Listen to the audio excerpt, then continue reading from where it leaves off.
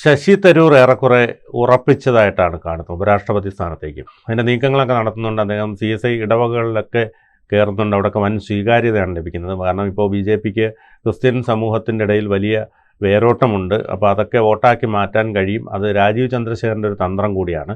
രാജീവ് ചന്ദ്രശേഖറും ശശി തരൂരും കൂടി ചേർന്ന് കഴിഞ്ഞാൽ തിരുവനന്തപുരത്ത് വലിയ മുന്നേറ്റമുണ്ടാക്കാൻ, ഇപ്പോൾ തിരുവനന്തപുരം നഗരസഭ പിടിക്കാൻ കഴിയും. അതിനുശേഷം അവിടെ 2 സീറ്റുകൾ നേടാൻ കഴിയും. കാരണം നേമത്തും വട്ടിയൂർക്കാവിലും ഒക്കെ ലോക്സഭാ തെരഞ്ഞെടുപ്പിൽ ഒന്നാമത് നിൽക്കുന്നത് BJP തന്നെയാണ്. അപ്പോൾ ശക്തമായൊരു മത്സരം കാഴ്ചവെച്ചാൽ ശശി തരൂരും രാജീവ് ചന്ദ്രശേഖറും കൂടെ ഒരുമിച്ചിറങ്ങിയാൽ വലിയ നേട്ടമുണ്ടാക്കാൻ കഴിയുമെന്ന് BJP നേതൃത്വം കണക്ക് കൂട്ടുന്നുണ്ട്. മാത്രമല്ല വിഭാഗീയതയ്ക്കൊക്കെ കുറച്ച് ശമനം വന്നിട്ടുണ്ട്. കാരണം സുരേന്ദ്രനെ മാറ്റിയതോടുകൂടി ആ 2 വിഭാഗങ്ങളും സ്വല്പം അടങ്ങിയിട്ടുണ്ട്. പിന്നെ അവർക്കൊക്കെ വേണ്ടത്ര സ്ഥാനമാനങ്ങളൊക്കെ നൽകിയിട്ടുണ്ട്. സ്വാഭാവികമായും BJP കേരളത്തിൽ വേരുറപ്പിക്കുന്നതിൻ്റെ ഒരു സൂചനയായിട്ട് ഇതിനെ കാണാം. അപ്പോൾ ശശി തരൂരിനും കാര്യങ്ങൾ എളുപ്പമാകും. ഒരു MP സ്ഥാനം പോലും പോകാതെ തന്നെ ഇതിലേക്ക് എത്താൻ കഴിയും. അപ്പോൾ എന്തായിരിക്കും ഇനി അങ്ങോട്ടുള്ള ചുവട് മാറ്റങ്ങളൊക്കെ? കേരളത്തിലെ BJPയുടെ അടുത്ത നിയമസഭാ തെരഞ്ഞെടുപ്പിലെ പ്രധാനപ്പെട്ട പ്രൊജക്റ്റ് തിരുവനന്തപുരം ജില്ലയാണ്. ഇപ്പോൾ കഴിഞ്ഞ ലോക്സഭാ തെരഞ്ഞെടുപ്പിൽ തൃശ്ശൂരായിരുന്നു അവരുടെ ലക്ഷ്യമായിട്ട് കണക്കാക്കുകയും അതിനുവേണ്ടി ദീർഘകാല പ്രവർത്തനം നടത്തുകയും ചെയ്തു. അതിൽ വിജയിച്ചു. അപ്പോൾ ഈ വിജയമാണ് അടുത്ത നിയമസഭാ തെരഞ്ഞെടുപ്പിൽ എങ്ങനെ പോകണം എന്നതിനെ അവരെ പ്രാപ്തമാക്കുന്നത്. അതൊരു അനുഭവമാണ് ശരിക്കും പറഞ്ഞത്. ആ അനുഭവത്തിൻ്റെ അടിസ്ഥാനത്തിൽ തിരുവനന്തപുരം ജില്ല കേന്ദ്രീകരിച്ച് പ്രവർത്തിക്കുക. കാരണം കേരളത്തിലെ ഇതര ജില്ലകളെ താരതമ്യം ചെയ്താൽ BJPക്ക് ഏറ്റവും ശക്തമായിട്ട് വേരോട്ടമുള്ള ജില്ല യഥാർത്ഥത്തിൽ തിരുവനന്തപുരം ജില്ല തന്നെയാണ്. അത് ആ കോർപ്പറേഷൻ പിടിക്കുക എന്ന് പറയുന്നതോടുകൂടി, അതായത് തലസ്ഥാന നഗരിയുടെ കോർപ്പറേഷൻ എന്ന് പറയുന്നത് BJPയുടെ കയ്യിലേക്ക് വരിക. ചെറിയ നീക്കമല്ല, അത് വലിയ നീക്കമാണ്. അത് നടത്താനായിട്ട് കഴിയും. അതിന് ശശി തരൂർ എന്ന് പറയുന്ന നല്ല ഉപകരണമാണ് എന്നത് രാജീവ് ചന്ദ്രശേഖരൻ തിരിച്ചറിഞ്ഞിട്ടുണ്ട്. കാരണം തിരുവനന്തപുരത്തെ ദീർഘകാലത്തെ MP ആണ് ശശി തരൂർ. ആ ബന്ധങ്ങൾ, അതേപോലെ തന്നെ അദ്ദേഹത്തിൻ്റെ സർവ്വസ്വീകാര്യത, അത് BJPക്ക് ഉപയോഗിക്കാൻ കഴിഞ്ഞാൽ BJPക്ക് വലിയ മുന്നേറ്റം ഉണ്ടാക്കാനായിട്ട് കഴിയും. ഇപ്പോൾ ശരിയാണ് ശശി തരൂരിനെ എങ്ങനെയാണ് പ്ലേസ് ചെയ്യേണ്ടത്, ശശി തരൂരിനെ ഉപരാഷ്ട്രപതിയാക്കുക എന്നുള്ളത്. അതിന് ഒരുപാട് ഗുണങ്ങളുണ്ടാവും. BJPയുടെ അന്താരാഷ്ട്ര ബന്ധങ്ങളിൽ ഇടപെടാനായിട്ട് കഴിയുന്ന നല്ല കരുത്തുള്ള ഒരു നേതാവിനെ അവർക്ക് ഉപയോഗിക്കാനായിട്ട് കഴിയും. BJP അങ്ങനെയാണ്. BJP വളരെ മെഷീൻ ടെക്നിക്ക് ഉപയോഗിക്കുന്നതായിട്ടുള്ളൊരു പാർട്ടിയാണ്. വളരെ കൃത്യമായിട്ട് ആരെ എവിടെ എങ്ങനെ ഉപയോഗിക്കണം അത് തിരിച്ചറിയുകയും അതിനുവേണ്ടി പരിശ്രമിക്കുകയും അങ്ങനെ മുന്നേറുകയും ചെയ്യുന്ന ഒരു സംവിധാനമാണ്. ആ സംവിധാനത്തിൻ്റെ ഒരു ഭാഗമാക്കാനായിട്ട് ശശി തരൂരിനെ അവർക്ക് കഴിഞ്ഞാൽ അതിൻ്റെ നേട്ടം യഥാർത്ഥത്തിൽ ഇന്ത്യൻ രാഷ്ട്രീയത്തിലല്ല, അത് ഏറ്റവും പ്രധാനപ്പെട്ടത് കേരള രാഷ്ട്രീയത്തിലായിരിക്കും.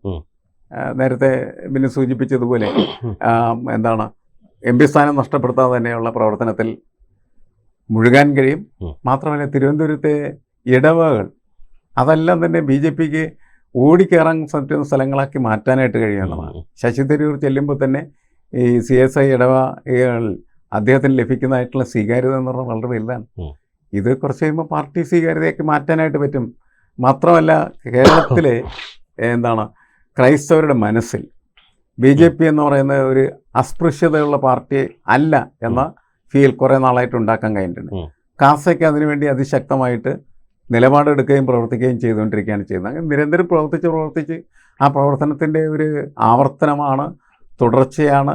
പിന്നീട് എന്ത് ചെയ്യുന്നത്, ഈ പാർട്ടിയുടെ സ്വാധീന മേഖലയാക്കി അതിനെ മാറ്റുക. അങ്ങനത്തെ രീതിയിലുള്ള രാഷ്ട്രീയമാണ് ഇപ്പോൾ നിലനിൽക്കുന്നത്.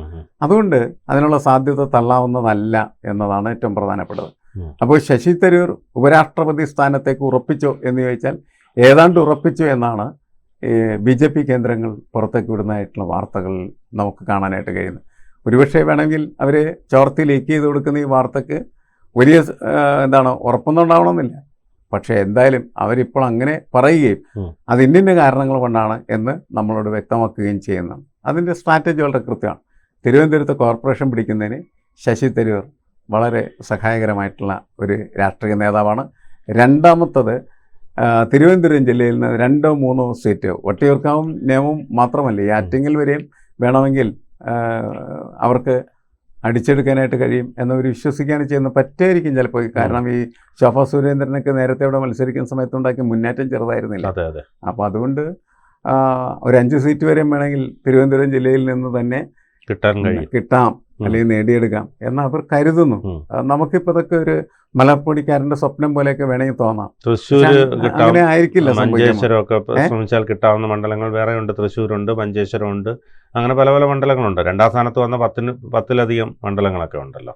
അതെ, അവിടെയൊക്കെ അടുത്ത തെരഞ്ഞെടുപ്പിൻ്റെ ഒരു മൂവ്മെൻറ്റ് നോക്കിയാൽ മാത്രമേ നമുക്കത് പറയാനായിട്ട് പറ്റുള്ളൂ. എങ്ങനെയാണ് അതിൻ്റെ ട്രെൻഡ് ഡെവലപ്പ് ചെയ്യണം.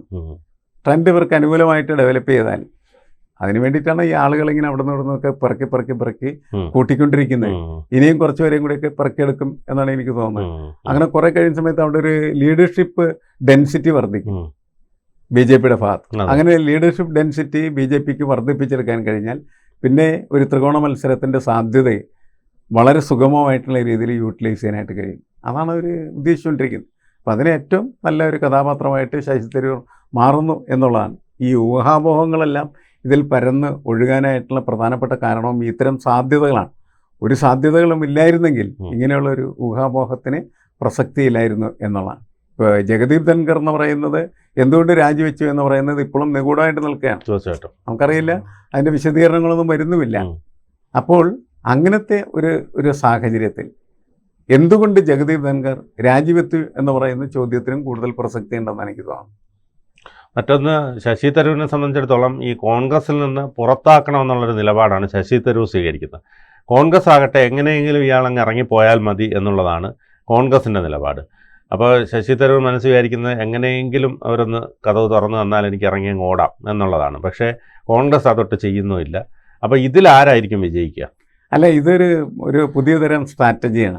അതായത് പാർട്ടിക്കകത്ത് നിൽക്കുകയും പാർട്ടിയെ വെല്ലുവിളിക്കുകയും പാർട്ടി ചോദ്യം ചെയ്യുകയും പാർട്ടിയുടെ ലെഗസി എന്നൊക്കെ വിശേഷിപ്പിക്കുമ്പോൾ എല്ലാ സംവിധാനത്തെയും വെട്ടിക്കീറാനായിട്ട് ശ്രമിക്കുകയൊക്കെ ചെയ്യുക. ശശി തരൂർ കുറച്ച് നാളായിട്ട് ചെയ്യുന്ന വളരെ പ്രധാനപ്പെട്ട കാര്യങ്ങൾ അതൊക്കെയാണ്. ഒന്ന്, ഇത് ഒരു പാർട്ടിയല്ല, ഇതൊരു കുടുംബമാണ്. അത് ഈ നെഹ്റു കുടുംബം ആണ്, അല്ലെങ്കിൽ സോണിയാഗാന്ധിയും അതേപോലെ രാഹുൽ ഗാന്ധിയും പ്രിയങ്ക ഗാന്ധിയെ കൂടി ചേർന്ന ഒരു കൂട്ടുകെട്ട് മാത്രമാണ് ഇത്. അല്ലാണ്ട് ഇതൊരു കോൺഗ്രസ് പാർട്ടിയോ ജനാധിപത്യ പാർട്ടിയോ അല്ല എന്നുള്ള ഫീൽ ഉണ്ടാക്കുക ഒരു വശത്ത്. മറുവശത്ത് എന്താണെന്ന് വെച്ചിട്ടുണ്ടെങ്കിൽ അടിയന്തരാവസ്ഥ എന്ന ഏറ്റവും ജനാധിപത്യ വിരുദ്ധമായിട്ടുള്ള പ്രവൃത്തിക്ക് കൂട്ടുനിന്നത് ഇന്ദിരാഗാന്ധിയായിരുന്നു, ഇന്ദിരാഗാന്ധിയുടെ കുടുംബമായിരുന്നു എന്ന് ഉള്ള സാധനം വരുത്തി തീർക്കാനുള്ള ശ്രമം നടത്തുക. കോൺഗ്രസിനെ പരസ്യമായിട്ട് അങ്ങ് വെല്ലുവിളിക്കുകയാണ് ചെയ്യുന്നത്. അങ്ങനെ വെല്ലുവിളിക്കുന്ന ഒരാളോട് കോൺഗ്രസിൽ നിന്ന് ഒരു ശബ്ദവും നീ ഇറങ്ങൂ ഇവിടെ എന്ന് പറയുന്നില്ല. നീ ഇറങ്ങൂന്ന് പറയുന്നില്ല. ഇയാളൊക്കെ ചെയ്യണം ശരിയല്ലെന്ന് അവിടെയൊക്കെ ആൾക്കാരെന്ന് പറയും എന്നല്ലാണ്ട് ശശി തരൂരിനെ പുറത്താക്കാനായിട്ടുള്ളൊരു നീക്കവും കോൺഗ്രസിൻ്റെ ഭാഗത്തുനിന്നില്ല. ശശി തരൂരാവട്ടെ അവരോട് ആവശ്യപ്പെട്ടിട്ടുണ്ടെങ്കിൽ നിങ്ങളൊന്ന് പുറത്താക്കി തരൂ എന്നാണ്. അപ്പോൾ ഇങ്ങനെ നിൽക്കുന്ന ഒരു സ്ട്രാറ്റജി വെച്ച് നോക്കുമ്പോൾ രണ്ടുപേരും അങ്ങോട്ടും കളിച്ചുകൊണ്ടിരിക്കുകയാണ് ചെയ്യുന്നത്. ഈ കളിയിൽ ആര് വിജയിക്കുമെന്നാണ് ബിനുവിനോട് ചോദിച്ചത്. അതായത് നമുക്ക് ഉറപ്പ് പറയാൻ പറ്റില്ല. കാരണം വെച്ചാൽ ഇത് ഒരു പാമ്പും കോണിയും കളി പോലെ പോയിക്കൊണ്ടിരിക്കുന്ന ഒരു പ്രക്രിയയാണ്. കുറേ അവർ കയറി ചിലപ്പോൾ ഇത് ഇങ്ങനെ കളിച്ച് അതിൻ്റെ അകത്ത് തന്നെ കിടക്കുന്ന സ്ഥിതിയും ഉണ്ടാകാം. പക്ഷെ സാധ്യതകൾ തേടിയാണ് ശശി തരൂർ പോകുന്നതെങ്കിൽ അവസാനം ഈ സ്ട്രാറ്റജി പൊട്ടും. കോൺഗ്രസ് പുറത്താക്കിയില്ലെങ്കിൽ ശശി തരൂർ തന്നെ പതുക്കെ നടന്ന് പുറത്തേക്ക് നീങ്ങും എന്ന് വേണമെങ്കിൽ നമുക്ക് കരുതാം. എന്തായാലും അത് എങ്ങോട്ടെന്ന് ചോദിച്ചാൽ അത് ഉപരാഷ്ട്രപതി കസേരയിലേക്കെന്ന് കണക്കാക്കേണ്ടി വരും അല്ലേ? തീർച്ചയായിട്ടും. കൂടുതൽ വാർത്തകളും വിശേഷങ്ങളും നിങ്ങളിലേക്ക് എത്താൻ ABC മലയാളം സബ്സ്ക്രൈബ് ചെയ്യുക, ബെൽ ബട്ടണും അമർത്തുക.